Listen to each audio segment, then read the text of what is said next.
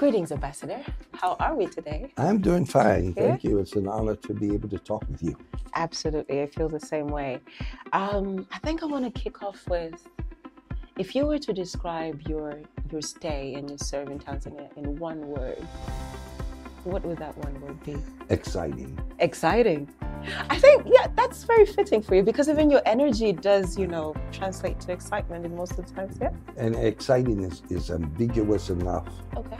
that it can include so many dynamics. I love It's that. been an opportunity to engage with people, to watch this nation go through a recent election, to have heard the president talk about the need to emphasize her 4R program, and at the same time watching how there were some issues with the election, but the nation had an election and is trying to find a way forward and trying to see how it can maximize the language about reform and the actuality of reform.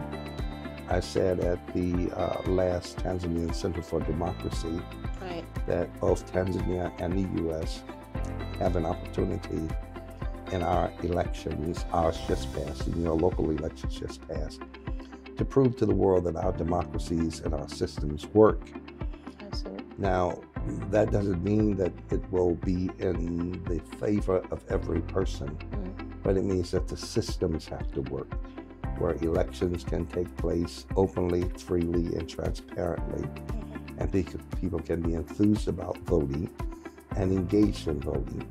And then when results come in, to figure out a way to work with the results as the results are. But the peaceful transition of power is absolutely essential to any democracy. So it's been exciting. I love that. And the biggest treasure that Tanzania has is not in a gold mine, it's not in a graphite mine, it's in people. And the people of Tanzania are phenomenally remarkable, resilient, determined, hardworking people. That's the future of this country. I'll take that as a Tanzanian. Okay. I'll take that Okay. as a Tanzanian. So, Ambassador, in many of the addresses that I've witnessed you have given, the interactions that we've had, you've been very vocal about youth. I'm curious to hear, as you depart, what are the key messages or what are the messages that you would want to leave them with?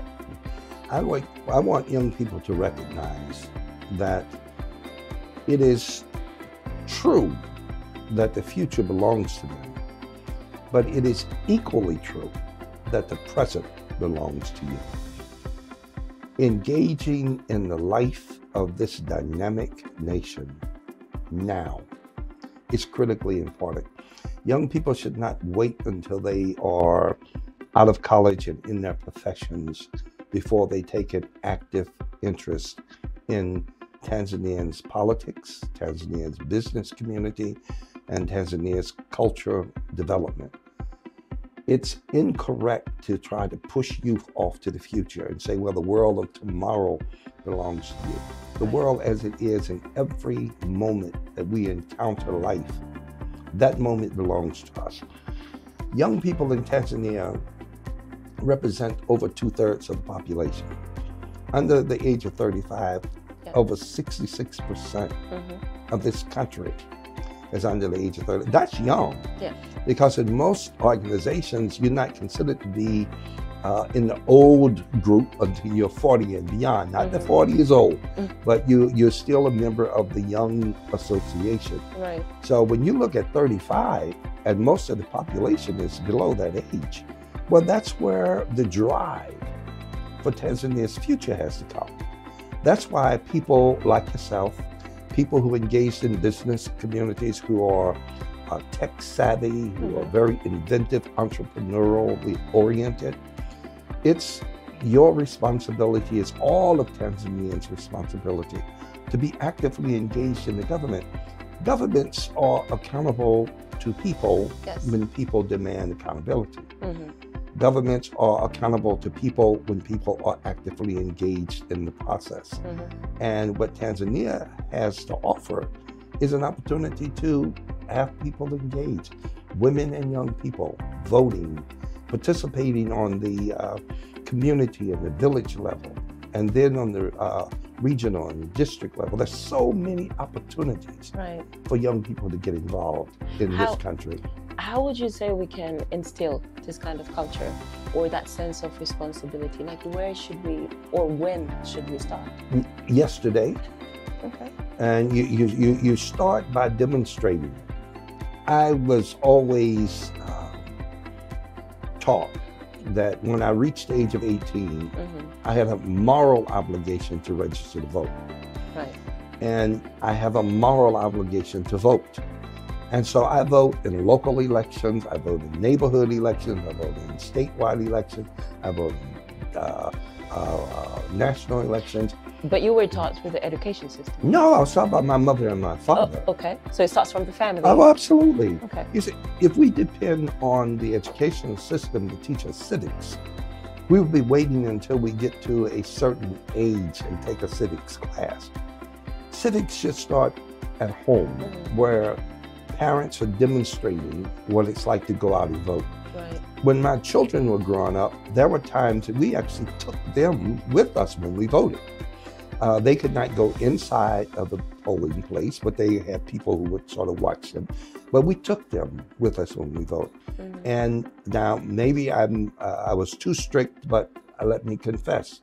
When each of my children turned 18, we would not celebrate their birthday until they proved that they had a voter registration card. Wow. There was no birthday party, there was no birthday dinner, there was no birthday present, there was nothing until you brought home proof that you had registered to vote. That's an incentive. Yes. And then we talk about voting all the time. Yeah, people look at voting and say, well, yeah, it doesn't really make a difference, but it does. In the United States of America, the difference between whether we became an English-speaking country or German-speaking country was by one vote.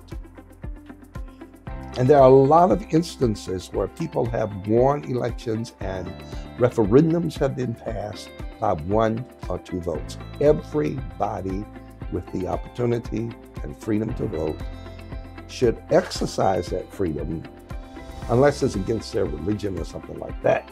But outside of that, everybody should vote. And you demonstrate it. That's the best way to teach civics, is to hang around somebody who is socially and civically responsible. The best way to teach entrepreneurial leadership in the digital community is to hang out with you. Okay. Because we can look at the fact that you were just awarded a phenomenal recognition by the embassy in our digital camp. Yeah. And your organization was able to win. Yeah. You are the example for that. Thank you In for fact, that. I would like for you to say something about what your organization is doing since then. Okay. So since we won the U.S. Embassy Tech Challenge Award, wow, we have been doing quite a lot. So from the grant, we have a podcast. So we've been running a podcast twice a month, releasing an episode twice a month.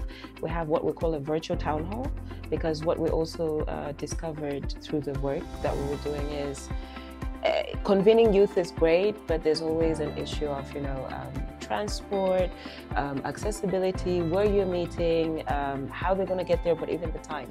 So we opted for convening them virtually and leveraging, on digital platforms to have a virtual town hall where we would bring them and respective authorities together to hear them out on, different perspectives on different civic issues. But I think on that same front, and I would love to hear your thoughts about that, one of the challenges that we have been facing is women's participation is still very, very low. Offline and online, seeing them engage in civic dialogue, it's still a bit discouraging. And I would really love to learn if there are any interventions that we could, emulate or replicate here. It is amazing that in a country like Tanzania, women participation would be low. You have a woman president. You have a woman minister of defense. Speaker of Parliament is a woman. Yeah. There are women in every level of ministry in this country, in every government. Again, in the home, we have to start teaching our young girls that they have a place and a voice in the world. and that they should be free and empowered to use that voice and to occupy their place. If we don't teach young girls that, then it becomes the extraordinary, exceptional, phenomenal thing when a woman rises to power. Yeah. But if it is the norm, I grew up in a family of 7 sisters. All are dynamic leaders in their profession and their field. Mm-hmm. But they were taught by our parents that you have a place, you have a voice, and that nobody can dominate your voice and nobody can take your place. Mm-hmm. Every girl, every child needs to hear that in the home. And then the school and the mosque and the church and the synagogue, if the person goes to synagogue, right, that just reinforces it. But if there's no basis at home, then the reinforcement becomes, it's like putting the secondary before the primary. right. And it's always a challenge. Mm-hmm. So I encourage every Tanzanian and every person in the world to make sure that the biggest conversations you ever have is at home, Okay. in the house. All You could be more honest. You could also be very demanding because you have a right to say Okay. to your children, I expect great things out of you and I'm going to support you in the great things that you're going to do. And if that happens, no external challenge would be able to prevent that young man or that young woman from being successful. I would imagine, without even knowing your home context, Mm-hmm. that you got some encouragement from family and friends. Absolutely. It didn't happen only when you got to school Mm-mm. and only when you became a professional. Right. So you said external challenges, and just reflecting on the tech challenge that we had. Again, we're looking at the challenges or risks that we might, encounter along the way.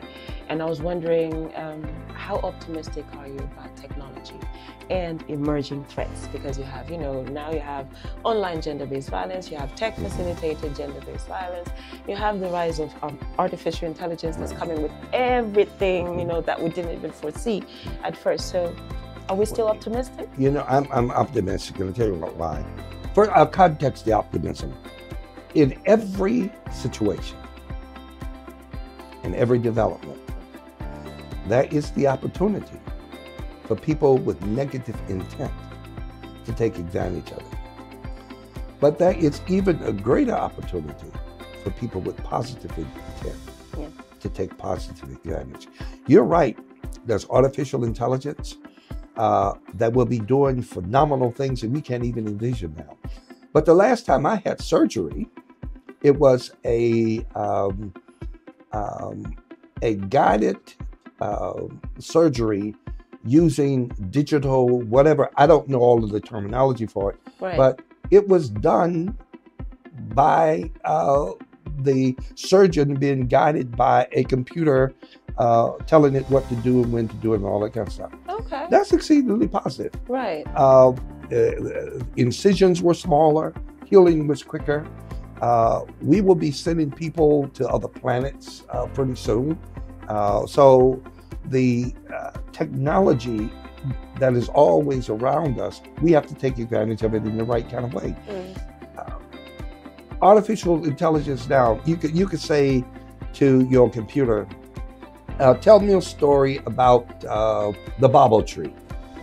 And it will print out the narrative that in my day, you had to go to 5 or 6 different libraries just to get the data. Yeah. So I don't think we should be afraid of technology. One of the things that Tanzania would want to do moving forward is to fulfill part of what President Samia had said. She wanted to see every area of Tanzania accessible to Wi-Fi and online. Internet connectivity. Well, there are opportunities for that to happen through things like Starlink and through other kind of opportunities where every village, every town, every hamlet would have accessibility 24/7, not just a couple of hours a day. Yeah.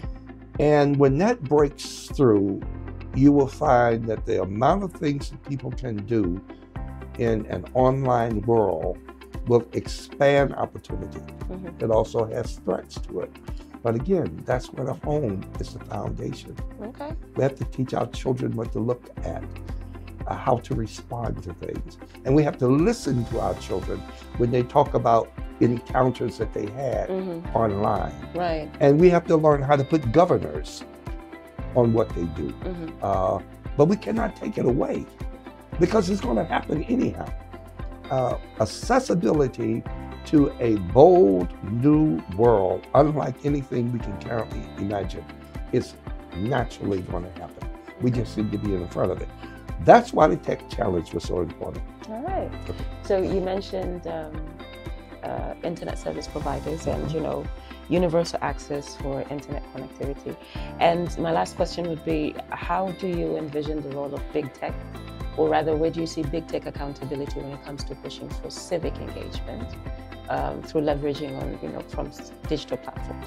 I think big tech has a responsibility, a social responsibility, just like big oil, big gas companies, mines, no matter what the industry is. Every industry has a social responsibility to the community where it operates. And the same is true with big tech. Now, there are some technology companies that want to say that that there should be absolute freedom to do and say anything in the world that people want to say and do. But nobody should have the freedom to terrorize a person, whether it's online or in person. Yep. No one should have the freedom to perpetuate gender-based violence online or offline, or to isolate people and make them feel as if their lives were worthless. There should be governance in the sense of having a parameter. There should be parameters, safeguards, and safe rails that will protect people, just like we will protect people who walk down the street. You have street lights because you don't want people walking in the dark. So you should have an opportunity that the dark web does not take over the minds of young people. But if in the home and in the churches and in the mosque and in the schools and in the community centers, we're not reinforcing that, we miss the opportunity for young people to grow up in a healthy and safe environment. Because at the end of the day, everybody wants their child safe. Absolutely. Everybody wants their neighbor's child to come home safe. That's normal, that's human. And we all have that affection for each other to want safety for each other. Thank you so much, Ambassador. Allow me to take this opportunity to thank you for your outstanding contributions during your time here in Tanzania. We hope that it will continue to be memorable and exciting, as you have said. And hopefully you come and visit us again. Absolutely. I came and visited Tanzania before I became an ambassador. I'll certainly come on vacation after I'm here. Serengeti or Ngorongoro? I was in Serengeti, Ngorongoro. I was in Bagamoyo, Zanzibar, Dar es Salaam, all those places long before becoming an ambassador. Then karibu tena. Asante. Okay. Asante.